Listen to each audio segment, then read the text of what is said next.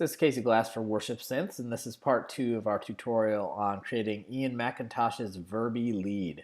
And so again, there'll be a link below to Ian's tutorial where he discusses his version of this patch, which has been widely recorded and heard. And again, the thing about Ian is he works almost entirely within Reason, which is pretty cool, unless you don't have Reason. And then we need to kind of try to ape his patches the best we can with other software. So in the previous tutorial, I looked at recreating this same sound in ES2. I would say we didn't nail it exactly, but we got pretty close, and hopefully you guys can work with that and get even better. Now we're going to try and do an Omnisphere. So for those of you who aren't on Mac, you also can have a crack at this. And so let me just go ahead and load up Omnisphere. Again, for our reference, we're trying to do something kind of like this.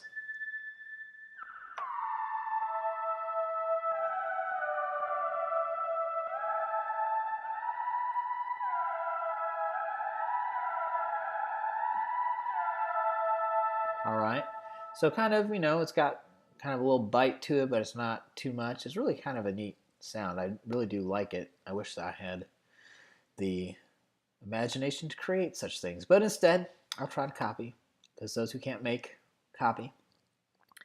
And so here we're going to open up Omnisphere, and we just have kind of a default empty patch. If I played it, it would be terribly uncomfortable to hear, so we'll just go, it's awful. So we don't want to do that, which I'll have to ask Eric why it loads up with something so unpleasant. But anyway, so really we're going to go right to the editor. And again, this is really just stacked square waves. So in the editor window, we start either on the sample side, where we can go find a sample to make this out of, or we can use Omnisphere's built-in synthesizer. So Omnisphere is really cool. It's got multiple oscillator synthesis built in. And what we're going to do is go for saw square bright. And we can change the shape to make it a little bit more square wavy. You hear that just how it sounds cold? That's, in my mind, that's odd harmonics. Someone will come along and tell me that's not really what I'm hearing, but that's what it sounds like to me. And then we can make it, more or less symmetrical. On this end, we have very kind of square wave. And we're not going to worry about syncing it. We're not going to change its phase. What we do want to do is have more of these. So hold on here. We want to make sure our filter's not doing anything, because we don't want to mess with that just yet. Mods is fine. Amplifier envelope, again, we want to have a little bit more attack time so that we don't click at the beginning of the sound. So we're going to do just a little bit. 0.2 is good. Sustain volume all the way up. Release, again, not quite instantly off. That's good. That's pretty good. All right. So again, we just have that one wave, and what we need is multiple waves. So let's go to multiple and turn on the harmonia. So harmonia is cool. We can have, up to 4 different oscillators, and we can even go in there and turn them into other kinds of oscillators. So all I did was hit the magnifying glass on harmonia, and we can come in here. We control the level of each of the oscillators, the pitch tuning, the shape of each of the oscillators in sync, and right now it's just going to repeat whatever we already picked for the main oscillator. So we are going to close this out, and we could use the presets here. Let's see here. What kind of interval are we looking at?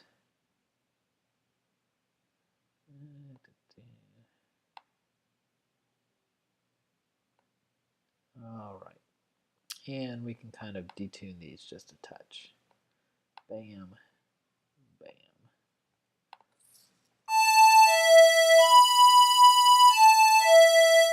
So we're close. I would say that the Omnisphere synth, compared to what we were doing in the previous tutorial in ES2, has a little bit more of a hard edge to it.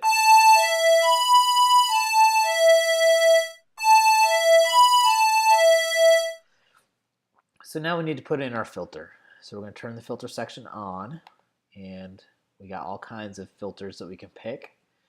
I think I did the low pass filter, juicy. I think it just did juicy 24. Yeah. Now the cutoff's all the way down, so we're gonna have to.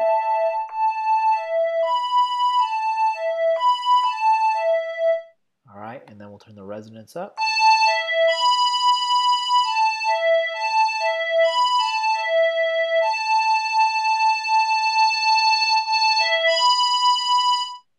Could turn that down a little bit.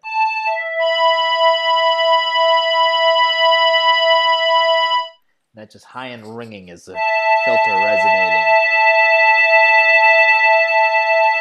All right. And then again, we need some glide. So let's turn it up a little bit.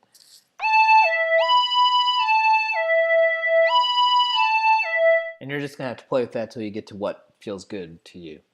And again,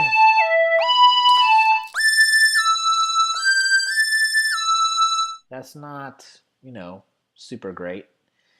So let's go to the effects. And in this case, we're going to go ahead and make these common effects. We could go ahead and put them in, you know, each part can have up to 4 effects as well. So we're going to just start over here.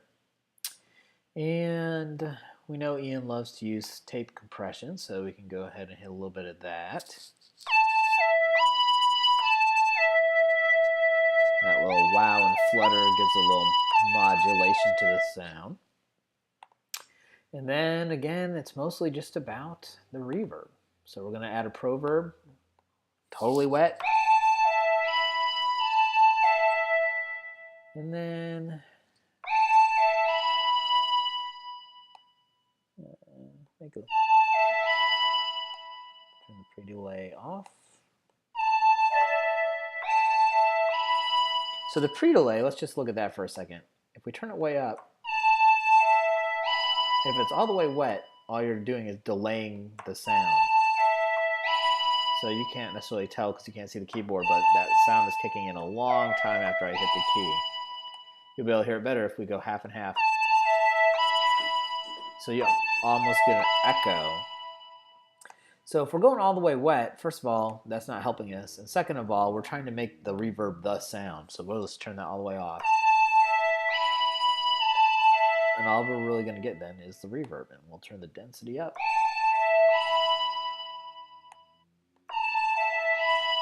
And turn the highs down.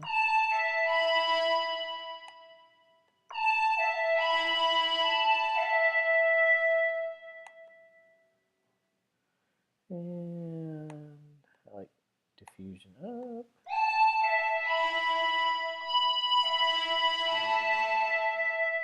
What I'm doing is overloading the tape slammer.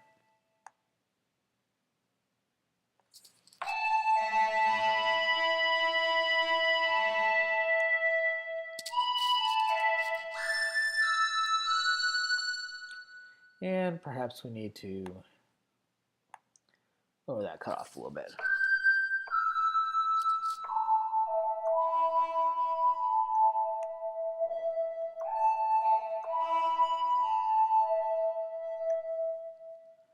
And maybe I don't love this so much. So instead, let's do this. Let's turn that up to there. And let's cut it a little bit.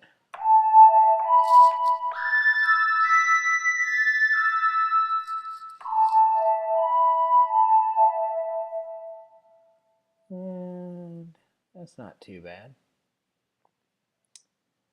So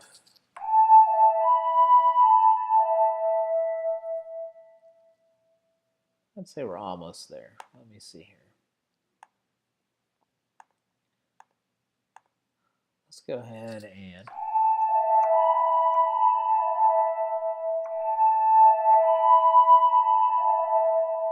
we could add a little pre-delay here. That sounds not too bad. So let's compare to our reference here.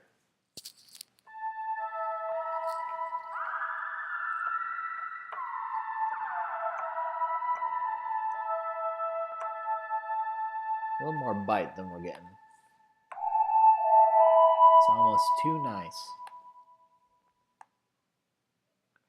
Let's see.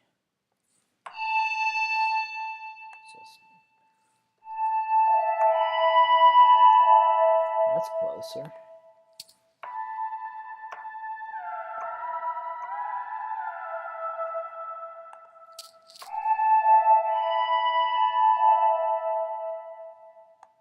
Glide. That's more like it.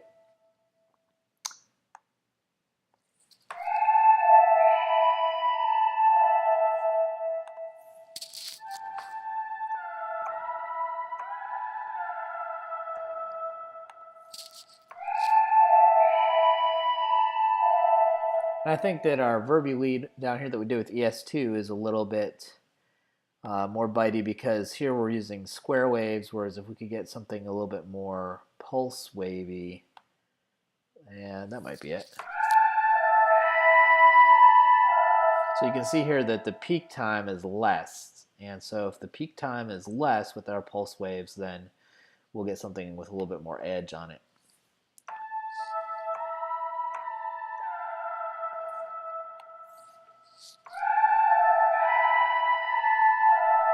I like that one very much. So there we go, guys. A Verby lead in Omni and in ES2. Please leave your comments below. Give it a shot. Let's see Ian's tutorial. Start with what I've showed you here and show me how you can do better than me. So please, again, it's Casey Glass for Worship Synths, and thank you very much.